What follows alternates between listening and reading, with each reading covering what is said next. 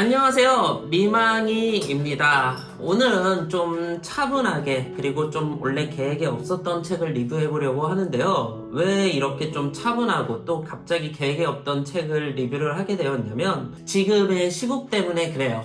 저는 지금 시대가 좀 되게 이상한 것 같아요. 왜냐하면 온라인이나 영상 쪽은 정말 시국이 큰일 났다라는 것을 느끼게 해주는 영상이나 뉴스들이 굉장히 많아요. 그런데 또 다른 한편에서 그냥 하루 벌어 하루 먹고 사는 노동자의 입장에서 생각을 해보면 뉴스나 유튜브에서 다루는 영상들이 큰 의미가 없는 것 같아요. 그러니까 저는 전도사이고 어떻게 보면 최하위 계층의 노동자인 거죠. 그런데 이 최하위 계층의 노동자인 제 삶이나 아니면 그냥 저하고 비슷한 삶의 정도를 유지하는 그러한 사람들의 모습을 보았을 때는 그냥 오늘 하루 어떻게 벌어먹고 살 거냐, 그리고 내일은 내 가족을 또 내가 어떻게 벌어먹여 살리느냐라는 것이 주된 관심사이고 주된 목적이고, 그리고 그 주된 목적 때문에 정치니 종교니 모든 것을 다 떠나서 그런 것을 생각할 수 없을 정도의 삶을 살아가는 게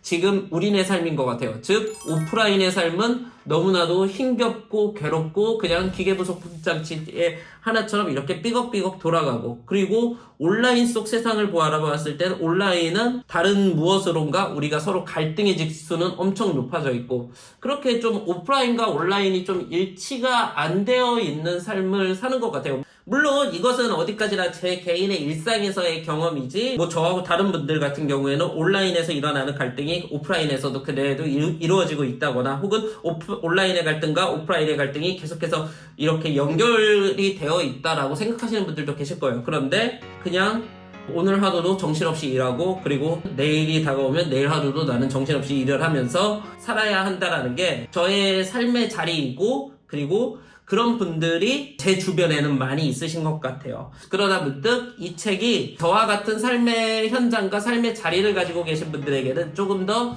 도움이 되고 조금 더 좀 힐링이 될 것 같아가지고 이 책을 오늘은 좀 리뷰하고 소개를 해볼까 해요. 바로 헨리 라우엔이 저술하고 IVP에서 나온 이는 내 사랑하는 자유라는 책입니다. 이 책의 내용을 오늘 좀 여러분들한테 소개해드리면서 갈등과 노동에 지친 여러분들에게 좀 힐링이 될 만한 좀 그런 이야기로 오늘은 좀 미망이의 서재를 준비해보았습니다. 이 책은 헨리 라우엔이라는 사람이 프레드라는 사람을 만나는 것에서부터 시작이 돼요. 이 프레드라는 사람은 어떤 사람이냐면 앞서 말한 저처럼 그냥 일반 노동자였던 거죠. 그리고 그 사람에게는 꿈도 희망도 없었고, 그리고 그냥 매일매일이 쳇바퀴처럼 돌아가는 그러한 삶이었었어요. 얼마 전에는 또 개인적인 아픔을 겪었었고, 그가 사는 곳은 뉴욕시의 한 아파트였는데 헨리 라우엔의 표현에 의하면 모든 것이 좀 삭막했다라고 하더라고요. 왜냐하면은 이중 열쇠로 그 문을 잠그고 여는 그 모습을 보면서 서로가 서로를 못 믿는 시대에 쳇바퀴처럼 회색빛 도시에 살아가는 한 사람이구나 라고 그렇게 표현을 이 책에서는 하고 있어요. 그런데 이 프레드와 헨리 라우엔이 교제를 계속하면서 회의주의적이었고 점점 삭막했던 마음이 헨리 라우엔으로 인해서 조금씩 녹여내려지고, 그러면서 이 프레드가 헨리 라우엔에게 한 가지 권면을 해요. 그거는 당신이 내 마음을 녹인 것처럼 한 편의 글을 써서 좀 사람들의 마음을 녹여주면 어떻겠냐라고 이야기를 했고, 처음에 헨리 라우엔은 자기가 그 정도의 실력과 그 정도의 능력이 안 되고 그러한 글재주가 없다라고 하면서 거절을 했다가 결국 이 프레드의 요청에 수용하여서 좀 프레드와 같이 삶에 지친 일반 사람들에게 그냥 사제로서 하나님의 사랑을 표현한 4편의 편지를 적은 것을 요렇게 조그마한 소책자로 만들었어요. 그리고 저는 오늘 이 헨리 라우엔이 프레드에게 보낸 편지의 내용을 2025년을 살아가는 대한민국 사람들에게, 또 제 영상을 보시는 분들에게 그냥 조그마한 힐링의 내용이 될 수 있도록 요렇게 한번 소개를 해보려고 해요.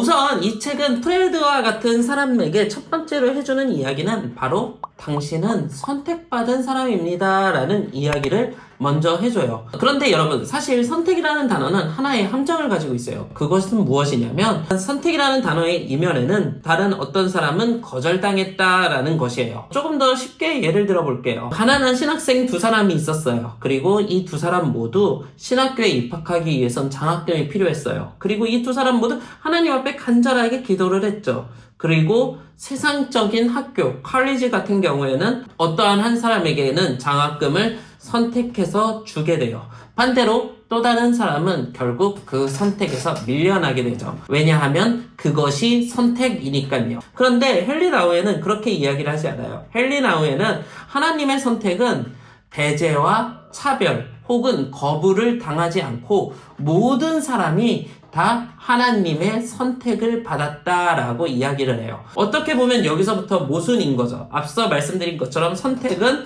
어떠한 것에 대한 배제와 거절을 전제로 해야 하는데, 이 책에서 말하는 하나님의 선택은 모든 사람들이 다 누릴 수 있는 그러한 감정이라고 이야기를 하고 있어요.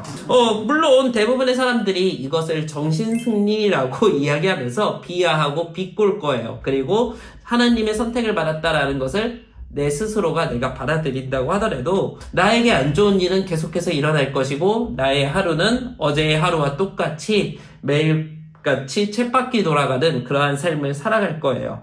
그러나 헨리 나우에는 이렇게 우리를 회색빛으로 만드는 이러한 목소리들과 우리는 싸워야 된다고 이야기를 하고 있어요. 즉, 헨리 나우엔에게 있어서 우리가 진정으로 싸워야 할 것은 어떠한 정신이나 어떠한 이념이 아니라 내 안에 내 자신을 회색빛으로 만들고 있는 그러한 목소리와 싸워야 한다라고 이야기를 하고 있죠. 그래서 이 책 48페이지에는 이런 이야기가 나와 있어요. 이렇게 극도로 고통스러운 현실 속에서 세상이 우리를 택하지 않을 때라도 우리는 하나님의 선택받은 자들이라는 진리를 과감하게 다시 알려야 하네. 우리가 선택받느냐 마느냐가 부모님, 형제자매, 선생님, 친구들에게 달려있는 한 우리는 효용성과 통제라는 기준에 따라 우리를 받아들이기도 하고 거부하기도 하면서 우리 목을 조이는 세상의 노예가 되네. 이러한 인식을 개선하는 작업은 힘든 과정이며 일생이 걸리는 과업이라네. 세상은 끈질기게 우리를 자기회의, 낮은 자존감, 자기거부, 우울이라는 암흑으로 잡아당기고 있기 때문이야. 또한 우리를 에워싼 권력들이 우리를 너무나 쉽게 이용하고 조종할 수 있는 것은 우리가 불안정하고 두려움과 자기 비하에 빠져 허우적거리기 때문이지. 우리가 선택을 받았다는 사실을 널리 인식시키려는 거대한 영적 전쟁이 시작되었네. 그리고 이것은 결코 끝나지 않을 걸세 라고 하면서 이 우리 자신의 내면의 싸움이 어떻게 보면 우리가 치러야 할 가장 큰 영적 전쟁이라고 이야기를 해주고 있죠.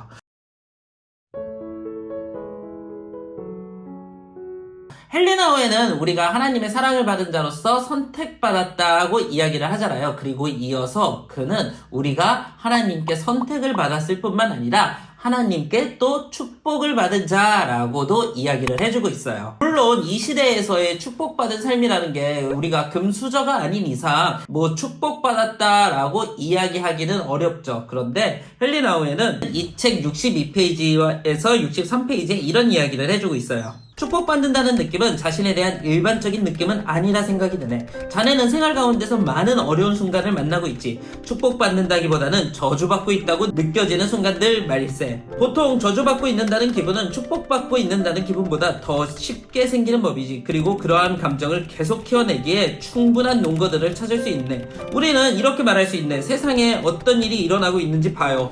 아사 직전의 사람들, 피난민, 포로들, 환자들, 죽어가는 사람들을 봐요. 가난, 불의, 전쟁을 보세요. 고문, 살인, 자연 문화의 파괴를 보세요. 관계로 인해 일상적으로 생기는 분쟁과 갈등, 직장과 건강을 지키기 위해 고군분투하는 것을 보세요.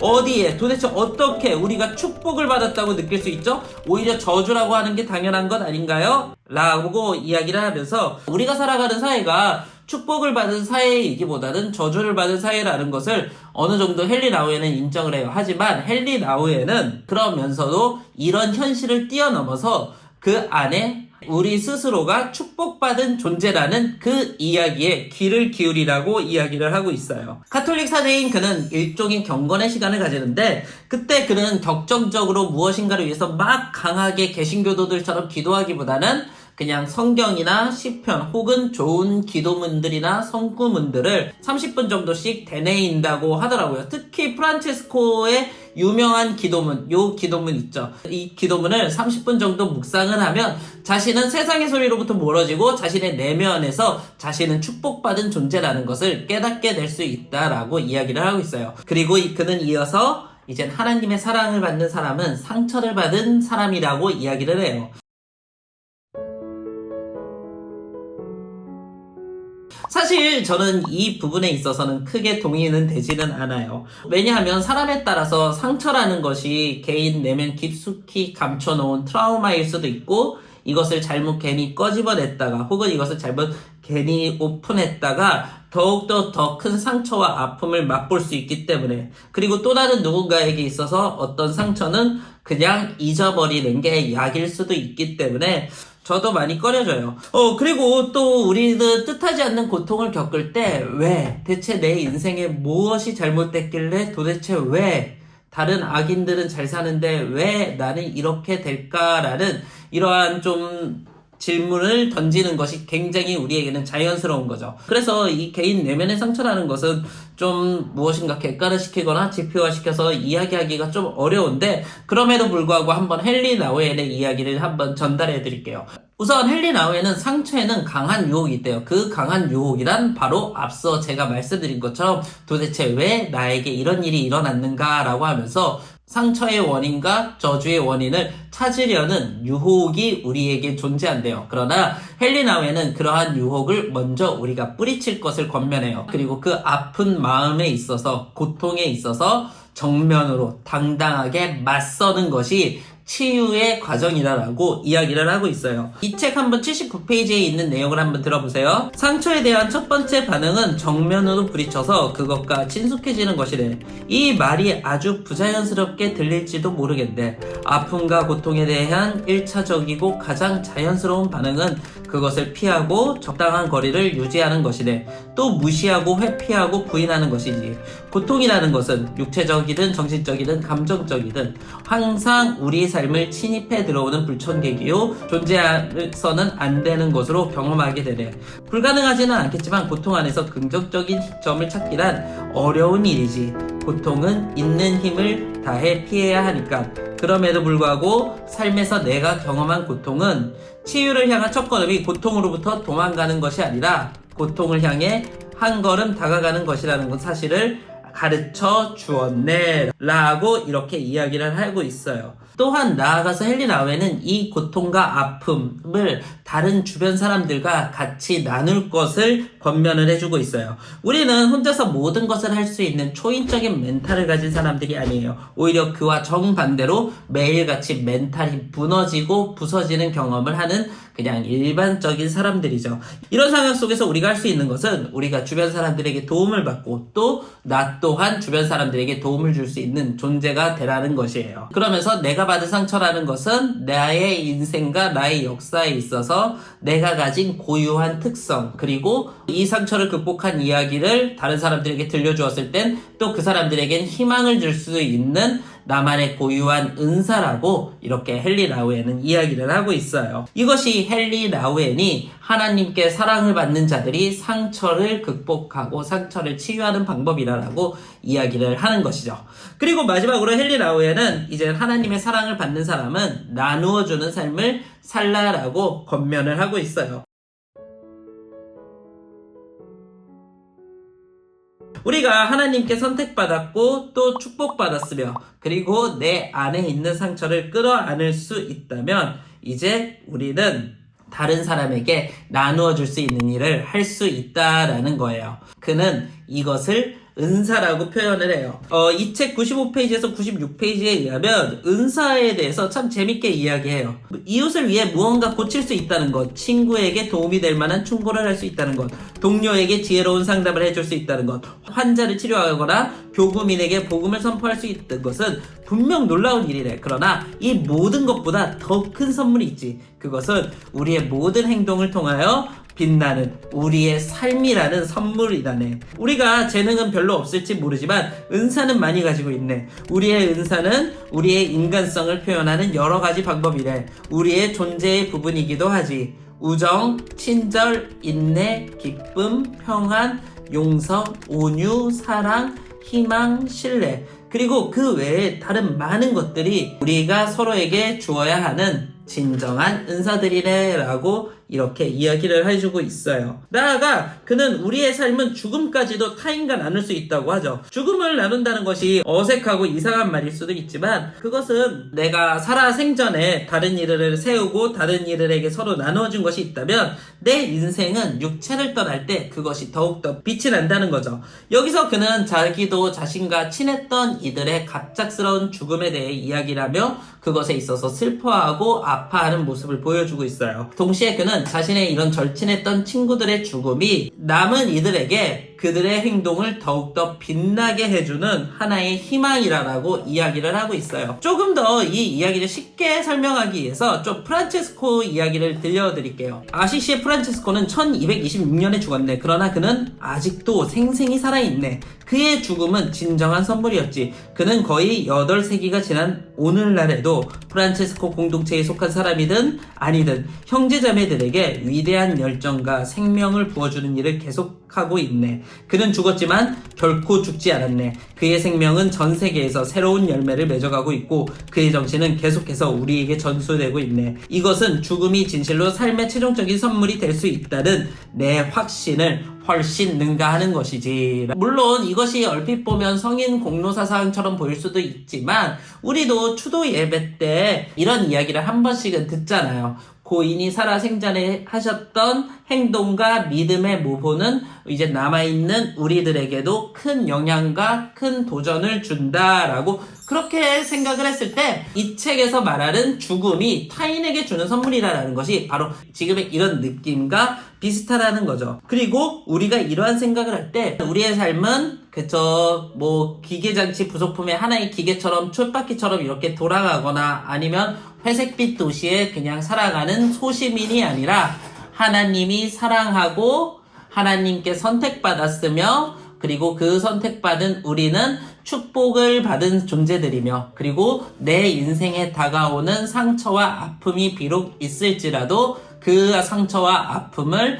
내가 나의 인생의 일부분으로 여기고 그것 또한 끌어안으면서 다른 사람들에게 축복과 그리고 하나님의 사랑을 나누어주고 하나님의 사랑을 증명하는 존재로서의 인생이 될 때 그 인생은 진정으로 가치 있는 인생이다라는 것이 이 짧은 책이 알려주는 내용이에요. 마지막으로 이 책에 나온 이 부분을 읽어드리면서 오늘의 영상을 마칠게요. 이 영상을 보시는 모든 분들에게 하나님의 축복의 빛이 함께하기를 바라겠습니다. 보잘것없는 우리 같은 사람들이 나누어주는 행동 가운데서 풍성해질 양식이 되기 위해 선택받고 축복받고 상처받은 존재가 되었음을 진정으로 알게 된다면 자네와 나는 기쁨에 넘쳐 춤을 출 걸세. 더 이상 죽음을 두려워하지 않을 걸세. 오히려 우리의 전 존재를 다른 사람을 위한 선물로 만들고 싶은 소망의 절정이 죽음이라고 생각하고 그런 마음과 정신 상태와 거리가 멀다는 사실은 우리가 영적 생활의 초보자요 우리의 소명에 대한 온전한 진리를 제대로 주장하지 못하고 있다는 증거라네. 그러나 우리는 감사할 수 있네. 우리가 인식할 수 있는 한 줄기의 진리의 빛이 있고 언제나 신뢰할 대상이 더 남아있다는 사실로 인하여 몇 년 내에 우리는 땅에 묻히거나 화장될 걸세. 아마도 우리가 살던 집은 그래도 있겠지만 다른 누군가가 살 것이고 우리에 대해서는 거의 아무것도 모를 걸세. 그러나 내가 믿는 바는 또 자네가 믿으리라 소망하는 바는 이 세상에서 쉽게 망각되어 버릴 우리의 짧은 여행이 모든 시간과 장소를 통하여 사람들에게 나누어주는 일로 지속되는 것이라네. 여러분들의 삶이 하나님의 축복이 가득한 그런 삶이 되었으면 좋겠습니다.